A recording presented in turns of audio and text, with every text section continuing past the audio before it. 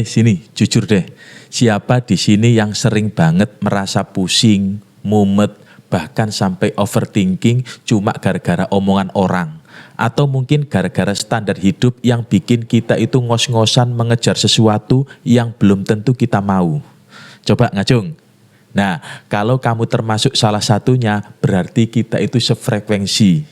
Kali ini kita akan ngobrol tuntas tentang sebuah jurus yang bisa bikin kita itu hidup lebih enteng, hidup lebih happy, dan pastinya lebih waras. Jurus apa? Seni bodo amat. Jangan salah paham dulu ya, ini bukan berarti kita itu tidak peduli sama semua hal, terus kita jadi apatis. Bukan, ini tentang bagaimana kita bisa memilih mana yang penting buat diperduliin, mana yang cukup dibodo amatkan. Penasaran? Yuk kita bedah lebih lanjut.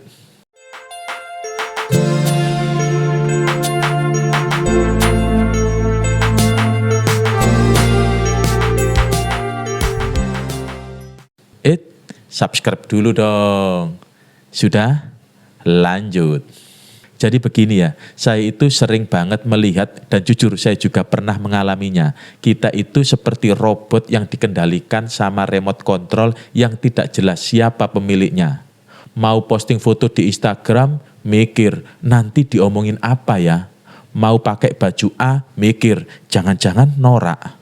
Mau ngambil keputusan penting, mikir, kalau gagal teman-teman ngetawain gak ya? Jujur ada deh, siapa yang seperti itu? Ngaku. Nah, fenomena ini sudah jadi penyakit massal di era digital sekarang ini. Kita ini hidup di bawah sorotan lampu panggung 24 jam. Mau tidur saja mikir, sudah pas belum ya angelnya buat story pas bangun tidur nantinya? Ampun deh. Kita terlalu sibuk memikirkan validasi dari luar sampai lupa validasi dari diri sendiri. Kita terlalu sibuk ngejar standar yang dibikin orang lain sampai lupa standar kebahagiaan kita sendiri. Ini ada datanya loh teman-teman. Berdasarkan survei dari American Psychological Association tahun 2020, sosial media itu jadi salah satu sumber stres terbesar buat Gen Z dan milenial. Kenapa? Karena mereka merasa perlu maintenance image, takut ketinggalan update atau FOMO. Dan yang paling parah karena tekanan untuk selalu terlihat sempurna. Jadi kalau kalian merasa insecure gara-gara ngelihat feed Instagram teman-teman yang lain yang kayaknya happy terus, liburan melulu, atau sudah sukses di umur segini, kamu tidak sendiri sobat. Kita semua senasib dan sepenanggungan. Pertanyaan selanjutnya adalah, kenapa sih kita itu susah banget buat bodo amat? Kenapa sih kita itu gampang banget terpengaruh omongan orang atau ekspektasi sosial? Ada beberapa akar masalah yang menyebabkan ini. Pertama, naluri bawaan manusia untuk diterima. Dari zaman purba, manusia itu makhluk sosial. Kita butuh diterima oleh kelompok biar bisa bertahan hidup. Kalau tidak diterima, takutnya diusir dari gua, terus jadi santapan dinosaurus. Nah, naluri ini terbawa sampai sekarang. Makanya kita itu cenderung mencari persetujuan dari orang lain. Bedanya sekarang, dinosaurusnya itu netizen pedas di kolom komentar. Kedua, ekspektasi sosial yang gila-gilaan. Coba ya, lihat di sekeliling kita, di media sosial, di iklan, di film. Kita itu dicekoki sama standar kesuksesan yang absurd. Harus punya mobil mewah di usia 25 tahun, punya rumah megah di usia 30 tahun, punya bisnis miliaran, traveling keliling dunia, punya pasangan yang sempurna, dan hidup tanpa masalah sama sekali. Kalau ada masalah sedikit, langsung dihakimi, kamu kok gak sebahagia mereka? Padahal hidup itu kan kayak roller coaster, ada naiknya, ada turunnya, gak mungkin rata terus kayak jalan tol. Kalau rata terus namanya itu flat line, gak ada nyawanya. Ketiga, perangkap perbandingan sosial. Ini nih biang keroknya, kita ini suka banget membandingkan diri dengan orang lain. Dia sudah S2, aku kok masih gini-gini aja. Dia sudah nikah, aku kok masih jomblo. Perbandingan itu memang bisa menjadi motivasi, tapi lebih seringnya jadi racun. Kita jadi lupa sama pencapaian diri sendiri, malah fokus sama apa yang orang lain punya. Padahal rumput tetangga itu selalu kelihatan lebih hijau. Tapi kadang kita nggak tahu kalau rumputnya itu pakai pupuk urea sekarung goni. Ada teori psikologi yang namanya social comparison. Teori yang dicetuskan oleh Leon Festinger. Teorinya bilang kita ini punya dorongan bawaan buat mengevaluasi diri kita dengan membandingkan diri sama orang lain. Ada perbandingan ke atas, namanya upward comparison. Saat kita membandingkan sama yang lebih baik, misalnya ngelihat influencer yang sedang flexing liburan ke Korea. Dan perbandingan ke bawah, namanya downward comparison. Saat kita membandingkan sama yang lebih buruk, misalnya ngelihat orang yang lagi terkena musibah.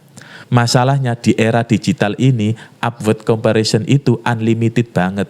Setiap detik kita bisa ngelihat orang yang lebih baik dari kita. Dan itu bikin kita ngerasa kurang.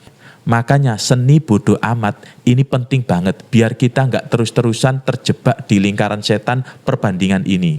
Sekarang kita masuk ke intinya. Apa sih seni hidup bodoh amat? Seperti yang saya bilang tadi, ini bukan berarti kita tidak peduli sama semua hal. Terus jadi rebahan aja di kamar sambil nonton drakor sampai lumutan. Bukan ya, seni hidup bodoh amat itu tentang mengalokasikan energi dan perhatian kita pada hal-hal yang benar-benar penting dan berada dalam kendali kita. Sisanya bodoh amat. Ini mirip sama konsep stoicisme, sebuah filosofi kuno dari Yunani. Para filsuf Stoa percaya bahwa kebahagiaan sejati itu datang dari dalam diri, bukan dari hal-hal yang di luar kendali. Mereka menganjurkan kita untuk fokus pada apa yang bisa kita kontrol, yaitu pikiran, tindakan, dan respon kita terhadap suatu kejadian. Sedangkan hal-hal yang di luar kendali kita, seperti opini orang, cuaca, atau bahkan keputusan pemerintah, ya sudah bodoh amat. Biarkan saja terjadi, karena kalau kita pusingkan hal yang tidak bisa kita kontrol, itu sama saja kayak kamu mau terbang tapi tidak punya sayap, impossible. Bayangkan begini ya, hidup kita ini seperti baterai handphone. Energinya kan terbatas. Kalau kamu pakai buat nge-scroll sosmed terus-terusan, buat mikirin omongan netizen, atau buat overthinking soal masa depan yang belum terjadi. Ya lama-lama baterai kamu itu habis, terus ngedrop, terus sakit, stres, capek. Tapi kalau energi itu kamu pakai buat hal-hal yang positif, misalnya buat kerja yang produktif, buat quality time sama keluarga, buat mengembangkan diri, atau buat istirahat yang cukup, baterai kamu bakal awet dan kamu jadi lebih fit buat menghadapi tantangan hidup. Oke, sudah paham tentang filosofinya ya. Sekarang bagaimana sih caranya biar kita bisa menjadi master bodoh amat? Ada beberapa langkah praktis yang bisa kita coba. Dan ini nggak instan ya teman-teman. Ini butuh latihan seperti belajar naik sepeda. Jatuh bangun itu pasti. Identifikasi lingkaran kendali kita. Ini kunci pertamanya ya, ambil pulpen dan kertas atau buka catatan di handphonemu. Bikin 2 lingkaran. Lingkaran pertama tulis hal yang bisa kamu kontrol. Lingkaran kedua tulis hal yang tidak bisa kamu kontrol. Contoh, yang bisa kamu kontrol, bagaimana kamu merespon kritik, seberapa keras kamu berusaha, apa yang bisa kamu makan, bahkan berapa jam kamu tidur. Selanjutnya tulis hal yang tidak bisa kamu kontrol seperti opini orang lain, hasil sebuah pertandingan sepak bola, atau harga BBM yang naik.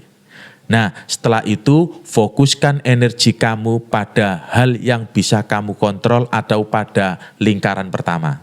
Batasi paparan negatif. Ini penting banget di era digital. Kalau kamu tahu ada akun sosmed yang isinya itu cuma bikin kamu insecure atau bikin ngajak drama, unfollow aja. Hidup ini terlalu singkat buat dijejali hal-hal negatif yang tidak ada gunanya. Kita itu seperti sport, gampang menyerap apa saja. Jadi kamu harus memilih apa yang harus kamu serap. Kalau yang kamu serap itu sampah, maka yang keluar pun akan sampah. Fokus pada nilai diri sendiri. Nah, ini yang paling dalam. Kebahagiaan itu bukan hasil dari apa yang orang lain pikirkan tentang kita, tapi hasil dari apa yang kita pikirkan tentang diri kita sendiri. Coba deh luangkan waktu buat merenung. Apa sih nilai-nilai penting buat kamu sendiri? Kejujuran, integritas, kebaikan. Kalau kamu hidup sesuai dengan nilai-nilai itu, mau orang ngomongin apa, kamu tetap tenang. Karena kamu tahu, kamu sudah jadi diri kamu yang terbaik. Seperti pepatah, anjing menggonggong, kafilah tetap berlalu. Kalau kamu sudah yakin dengan jalanmu, lanjut saja. Belajar bilang tidak. Ini jurus pamungkas buat para people pleaser. Seringkali kita tidak bisa bodoh amat karena kita takut ngecewakan orang lain. Terus jadi iya-iya saja. Padahal bilang tidak itu bukan berarti kamu jahat atau egois. Itu berarti kamu menghargai waktu dan energimu. Kalau kamu terus-terusan bilang iya buat hal-hal yang tidak sejalan sama nilai atau tujuanmu, kamu bakalan capek sendiri dan akhirnya nggak bisa fokus pada hal-hal yang benar-benar penting bagi dirimu. Sobat Ngopi, saya tahu ini tidak gampang. Saya sendiri masih belajar dan sering jatuh bangun dalam mempraktekkan seni bodo amat ini. Kadang kalau lagi scroll TikTok atau scroll IG, terus melihat teman yang seangkatan itu sudah punya ini itu, hati langsung jadi kemerungsung. Rasa insecure itu datang lagi. Tapi disitulah poinnya, kita harus terus-menerus melatih diri untuk kembali ke jalur bodo amat. Ingat, hidup ini bukan perlombaan lari cepat, ini maraton. Dan di maraton ini setiap orang punya lintasan dan kecepatan masing-masing. Ada yang duluan sampai garis finish, ada yang nyantai-nyantai dulu, ada yang berhenti buat ngopi dulu, ada yang sampai nyasar ke hutan lalu balik lagi. Tidak ada yang salah. Yang salah kalau kamu itu maksain diri untuk ke lintasan orang lain. Atau kamu memaksakan diri untuk lari secepat mungkin. Padahal kaki kamu lagi gempor. Bayangkan ya, dunia ini seperti panggung pertunjukan. Ada yang jadi aktor utama, ada yang jadi figuran, ada yang jadi penonton, ada yang cuma lewat doang. Kita semua punya peran masing-masing dan tidak semua orang harus jadi aktor utama yang disorot terus-terusan. Kadang jadi penonton yang menikmati pertunjukan juga bahagia kok. Atau jadi kru di balik panggung yang bikin pertunjukan itu sukses, itu juga merasakan bahagia. Jadi rangkullah peran kamu, jalani dengan sepenuh hati dan bodo amat sama ekspektasi orang. Satu lagi, jangan takut terlihat tidak sempurna. Justru dengan ketidaksempurnaanmu itulah yang bikin kamu itu unik dan manusiawi. Kalau hidup kamu itu mulus kayak jalan tol yang baru diaspal, nanti tidak ada cerita buat anak cucu kita. Kan seru kalau kamu bisa bilang, dulu kakek ini pernah jatuh tersungkur loh, tapi kakek bisa bangkit karena terus menerapkan seni bodo amat. Pasti cucumu bangga, minimal ngakak dengar cerita konyol dari kakek. Ingat ya, bodoh amat itu bukan kita tidak peduli sama hal-hal yang terjadi atau sama orang lain.